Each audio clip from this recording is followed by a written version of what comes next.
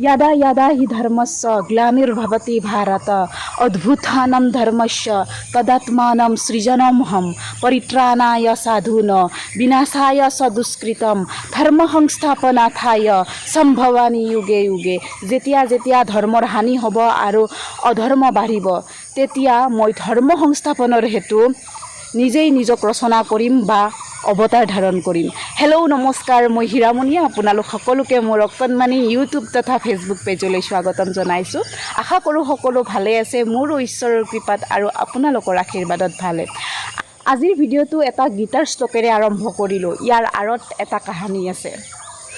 ইয়াৰ আঁৰৰ কাহিনীটো হৈছে মাজুলীত কেইদিনমান আগতে গৈ কিনে আমাৰ অসমৰ আইডল জুবিন গাৰ্গ ডাঙৰীয়াই এটা মন্তব্য দিছে যে ভগৱান শ্ৰীকৃষ্ণই ভগৱান নহয় শ্ৰীকৃষ্ণ ভগৱান নহয়, এনেকৈ কৈছে। তো মোৰ তাৰ ওপৰত দুই এষাৰমান কথা ক'বলগীয়া আছিল। আশা কৰোঁ আপোনালোকে ভিডিঅ'টো শেষলৈ চাই মন্তব্য দিব। কেতিয়াও ভবা নাছিলোঁ যে ভগৱান শ্ৰীকৃষ্ণ ভগৱান বুলি ক'বৰ কাৰণে প্ৰমাণ লাগিব, কিন্তু কয় নহয় কলিৰ যুগ, সকলোতে প্ৰমাণ লাগিব ভাই। তাৰে আগত মই এটা কথা ক'ব ওলাইছোঁ যে মোৰ প্ৰিয় শিল্পী ভিতৰত জুবিন গাৰ্গ এক। তো জুবিন গাৰ্গৰ গান মই খুবেই ভাল পাওঁ। বিশেষকৈ মুৰুলী নামৰ এটা এলবামত তেখেতে এটা প্ৰাৰ্থনা গাইছিল, নিজে সুৰ দিছিল আৰু নিজে মিউজিকো কৰিছিল চাগে। প্ৰাৰ্থনাটো হৈছে কৃষ্ণ এক দেৱ দুখ হাৰি অ কাল মায়াদিৰো অধিকাৰী ও কৃষ্ণ বিনে শ্ৰেষ্ঠ দেৱ নাহি আন। এতিয়া কথা হ'ল, ভগৱান শ্ৰীকৃষ্ণই যদি ভগৱান নহয় তেতিয়াহ'লে তেখেতে কিয় কৈছিল কৃষ্ণ একদেৱ দুখ হাৰি বুলি, আৰু কৃষ্ণ বিনে শ্ৰেষ্ঠ দেৱ নাহি আন বুলি কিয় কৈছিল তেখেতে? মোৰ তেখেতক সুধিবলগীয়া প্ৰশ্ন এইটো। মোৰ নিচিনা মানুহৰনো ক'তনো কথা যাই পাব, তথাপিতো নিজৰ মনৰ সান্তনাৰ কাৰণে কৈ দিলোঁ বাৰু। নাজানো তেখেতে কিয় ক'লে, মদৰ নিচাতে ক'লে নে সঁচাকৈ অন্তৰৰ পৰা ভাবে যে শ্ৰীকৃষ্ণ ভগৱান নহয়। মই ভাবোঁ নাভাবে, নহ'লে তেওঁ কৃষ্ণ বিনে দেৱ কোনো নাই বুলি নকয়, শ্ৰেষ্ঠ দেৱ কৃষ্ণ বুলি কৈছে মুৰুলীত। তেওঁ নিজে সুৰ দিছে আৰু নিজে মিউজিক কৰিছে। এতিয়া আহিছোঁ মেইন কথালৈ। ভগৱান শ্ৰীকৃষ্ণক ভগৱান নহয় বুলি কৈছে, কিন্তু শ্ৰীকৃষ্ণই কি কয়? তেওঁ কি কয়? গীতাত কি লিখা আছে? গীতা এখন এনেকুৱা গ্ৰন্থ যাৰ ওপৰত হাত দি কথা ক'লে মহামান্য আদালতেও বিশ্বাস কৰি লয়। তো মই ভাবোঁ ভগৱান শ্ৰীকৃষ্ণক ভগৱান নহয় বুলি কোৱাটো এটা অপৰাধ। কাৰণ কিয়, প্ৰজন্মই জুবিন গাৰ্গ ডাঙৰীয়াক বহুত বিশ্বাস কৰে। জুবিন গাৰ্গ ডাঙৰীয়াই যদি কয় সূৰ্যটো আজি পশ্চিমে উদয় হৈছে আৰু পূব পিনে মাৰ গৈছে, তেতিয়াহ'লে কিছুমান এনে ভক্ত আছে জুবিন গাৰ্গৰ মানি ল'ব। তো তেখেতে ৰিপ্ৰেজেণ্ট কৰি আছে যুৱ সমাজক, তো তেখেতে এনেকুৱা কথা ক'ব নালাগে। যদি কেতিয়াবা এই কথাটো সঁচা বুলি ভাবি যে ভগৱান শ্ৰীকৃষ্ণ ভগৱান নহয়, তো গীতাৰো তেতিয়াহ'লে একো মাহাত্ম্য নাই, গীতাও মিছা। তেতিয়াহ'লে গীতাত যদি হাত থৈ কিনে যদি কোনোবাই যাই কিনে মিছা কথা এটা কাৰোবাৰ কৈ আহে এগেইনষ্টত গীতাত হাত থৈ, তেতিয়াহ'লেতো বিশ্বাস কৰি ল'ব। জাজেও বিশ্বাস কৰে না গীতাক, তো বিশ্বাস কৰি ল'ব। তেতিয়া সেই যিটো পাপ, সেই পাপৰ বোজাটো কোনে ল'ব? জুবিন গাৰ্গ ডাঙৰীয়াই ল'ব নেকি? নিজে নলওঁ বুলি ক'ব, কিন্তু ইনডাইৰেক্টলি পাপৰ বোজাটো তেখেতেই ল'ব। আৰু মই যিহেতু শুভাকাংক্ষী, মই বিচাৰোঁ তেখেতে এনেকুৱা কথা নকওক, বা নেক্সট টাইম এনেকুৱা কথালৈ তেখেতে যাতে মানে নহয়, ইনফেমাছ নহয়।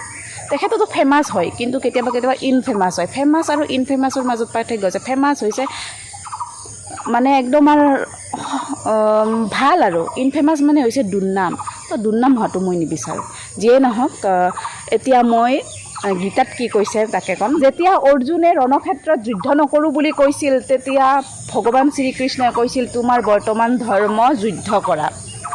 তো অৰ্জুনে তেতিয়া কিছুমান কুৱেশ্যন সুধিছিল। সেই সময়ত অৰ্জুনে শ্ৰীকৃষ্ণক সুধিছিল, হে সখী তুমি পৰমাত্মা নেকি? তেতিয়া শ্ৰীকৃষ্ণই কৈছিল, হয় ময়ে পৰমাত্মা। আৰু সুধিছিল যে তোমাক সমৰ্পণ কৰা মানে ঈশ্বৰক সমৰ্পণ কৰা নেকি?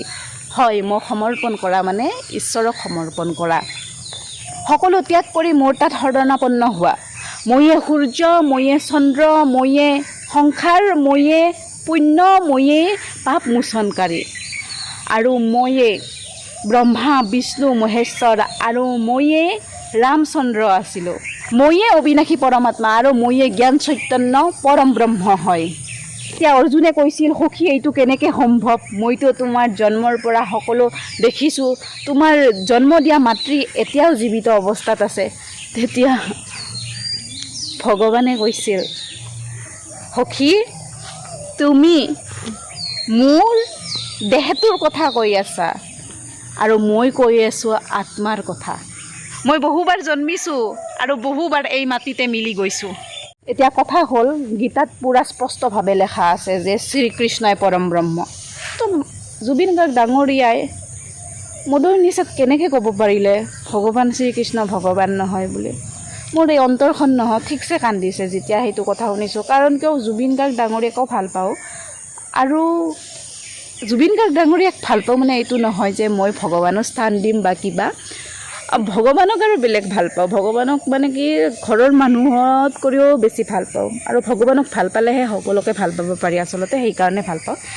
যিয়ে নহওক, এতিয়া কথা হৈছে মদ খোৱাটো। মই যিহেতু তেখেতৰ শুভাকাংক্ষী, গতিকে তেখেতক মই বেলেগ কথা নকওঁ, এটা কথা ক'ব খুজিম যে তেখেতে মদটো এৰিব লাগে। এই যে নিউজটো দিছে তাৰে তলত কমেণ্ট কৰিছে দিয়ক এজনে, মই কমেণ্টবিলাক চাইছোঁ তাৰমানে, এনেকৈ কৈছে যে আপুনি মদটো এৰিব, নহ'লে আপোনাৰ কেতিয়াবা বিনাশ হ'ব পাৰে। সঁচাকৈ কথাটো হয়। অহংকাৰে কয় মই সকলো কৰোঁ, ময়ে সকলো, আৰু আত্মবিশ্বাসে কয় ভগৱানৰ কৃপাত সকলো হৈছে। মই ভাবোঁ দেই। তো ময়ো ক'ম যে সঁচাকৈ আপুনি মদটো এৰক। কাৰণ কিয়, মদটোৱে আপোনাক এদিন সঁচাকৈ নাশ কৰিব। এতিয়া কিছুমানে ক'ব, তোৰ কি বাপেৰৰ পইচাৰে জুবিন গাৰ্গে মদ খায় নেকি? মানে যিজন মানুহে তাত লিখিছিল আপুনি মদটো এৰিব বুলি, তেতিয়া তলত লিখিছে তোৰ কি বাপেৰৰ পইচাৰ খায় নেকি? জুবিন গাৰ্গক কোনো সন্মানৰ প্ৰয়োজন নাই, জুবিন গাৰ্গ এনেই ভগৱান, সেনেকুৱা কথা। তো ভাইদং মৰা কথা বুলি কয় যে, এইটো তেনেকুৱা কথা হৈছে। তো মই ক'ব খুজিম সঁচাকৈ মদটো এৰক, তেতিয়া আপোনাৰ কাৰণে ভাল হ'ব। আপুনি বহুত ডাঙৰ এটা মন্তব্য দিছে শ্ৰীকৃষ্ণ ভগৱান নহয় বুলি। তো কি ক'ম, যিসকল মানুহে তোৰ বাপেৰে পইচা দিছে নেকি, জুবিন গাৰ্গ ডাঙৰীয়াৰ টকাৰেহে মদ খাইছে, তেখেতসকলক এটা কথা ক'ব খুজিছোঁ যে আপুনি যদি এটা ঘৰ বান্ধে, তেতিয়া যদি মই যাই কিনে, ধৰি লওক মোৰ বহুত হিংসা লাগিছে, মই যাই কিনে পূৰা একদম শিল চিল মাৰি আপোনাৰ ঘৰৰ দৰ্জা চৰ্জা খিৰিকী চিৰিকী ভাঙি দিলোঁ। ভাঙি দিয়াৰ পিছত আপুনি কি কৰিব? অবভিয়াছ কথা, আপুনি যদি ধৈৰ্যশীল হয়, ধৈৰ্যশীল নহ'ব চাগে, তথাপিতো ক'লোঁ, তেতিয়াহ'লে কি কৰিব?